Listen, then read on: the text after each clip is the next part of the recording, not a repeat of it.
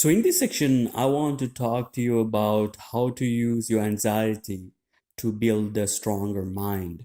And, I see that, many of us have, anxiety for different things. And I feel like when we feel those anxiety, we kind of let it overpower us.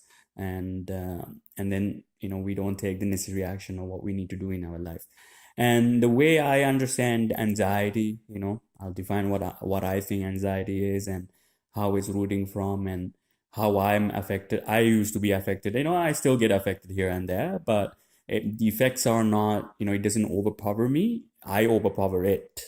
That's the mindset I am going into and learning about these things and trying to work through it. And then I have had a lot of good experience results with that. And that's what I wanted to share. So the way I see anxiety is that it's almost of a physical reaction that happens when you're continually exposed to something you don't want to do, or something you don't you're not comfortable in.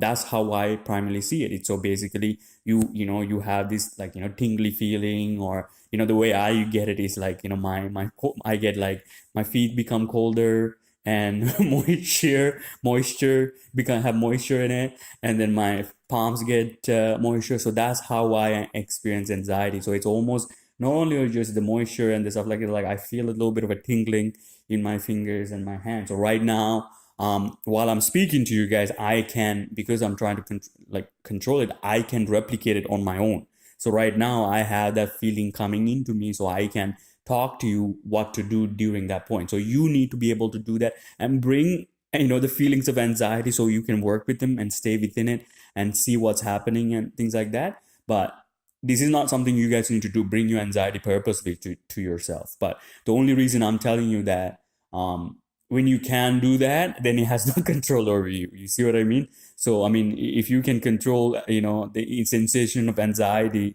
just by bringing it upon yourself purposefully, well, then you should be able to not have it affect you when when you continue bringing it up. So that's how I look at it. So the anxiety for me, again, like I say, it's a physical manifestation of something I don't want to do, or something I've been pressing against, or something it's like, this is not me. I don't want to do this, blah, blah, blah. And then when my life or my environment continually exposes me to that, which I don't want to do, or which doesn't identify me as, me, that creates a physical reaction. And I feel that physical reaction, the source of the physical reaction, is you physically pushing it away. Those things that you feel as negative, right? For example, if you have a lot of anxiety for public speaking, maybe the reason why you have a lot of anxiety towards public speaking, every time somebody probably asks you to say something in front of everybody, you probably feel like you were judged while nobody even judged you. It's that expectation that we're trying to maintain, that if that were to be broken, we feel the anxiety that is caused by it. So, the public speaking anxiety coming from a place that you now have to go in front of everybody and then maintain this persona that you have created within yourself. But you realize that when you go and show yourself, or when you become that vulnerable in everybody, people can have their own opinions about you. But the thing is, what you need to realize, that you cannot control those opinions about other people, or the other circumstances, right? Like, nobody can, if you go to say that you're going in to give a speech about whatever you're good at, about medicine, or technology, or business, or entrepreneurship, whatever, right? But what you're going and doing is what you did and what you are capable of done, and with all your synchronicities and idiosyncrasies, and also your weaknesses, right? So when you go into front of people like that, and when you have to expose yourself, you feel that anxiety all the time. And that's because we are trying to maintain this certain perspective, um, in front of other people, that we don't want to break. So if that were to break, it causes it affects our ego, or which is the what I call the personhood. Ego is nothing to be push away or anything like that. Ego is something you have. Everybody has an ego. But what I mean by ego is not it's not aggression. It's not dominance. That's not what I mean by ego. What I mean is that the collection of information that you know about yourself to be true, and the collection of the information you know about yourself to be true based on an environment. Because it's always in relation to your environment that you know things about yourself. Ask yourself if there's any other way. Well, technically, there is another way where you started to ask your questions from your own self instead of asking questions from the world. So coming back to anxiety is basically a physical manifestation of not looking into your own issues or looking into the way you attach to things. So if you have a problem with public speaking, go what you're gonna go say anyway.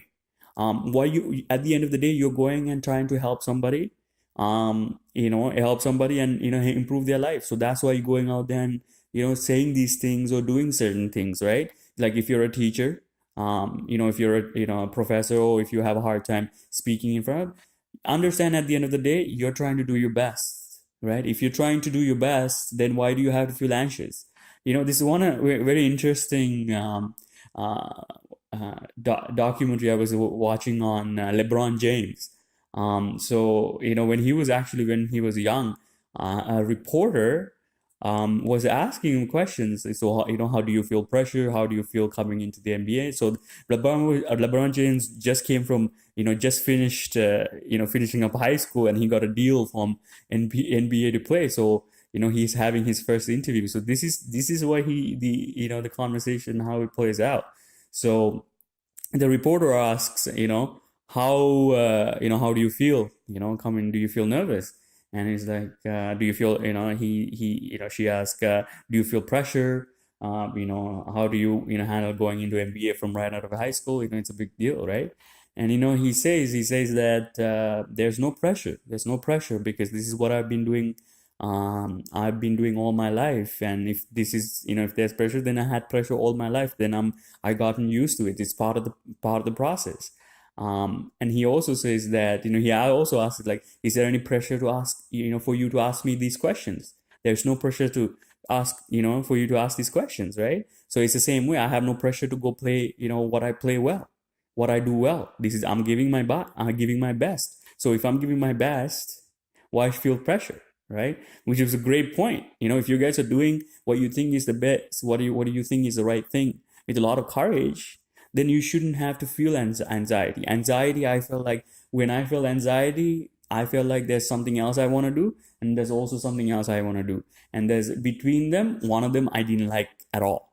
And then when I'm exposed to needed to do that, I started to develop physical manifestation of anxiety. So what I say is that if you really want to face your anxiety, if you have the strength to do that, the best way I feel is that you have to sink into an anxiety. Keep doing the things that makes you anxious. You have to, if you really want to deal with it, because what you're doing is that every time you learn how to be anxious person, you create everything around you to be a potentially anxious provoking point or a stressor.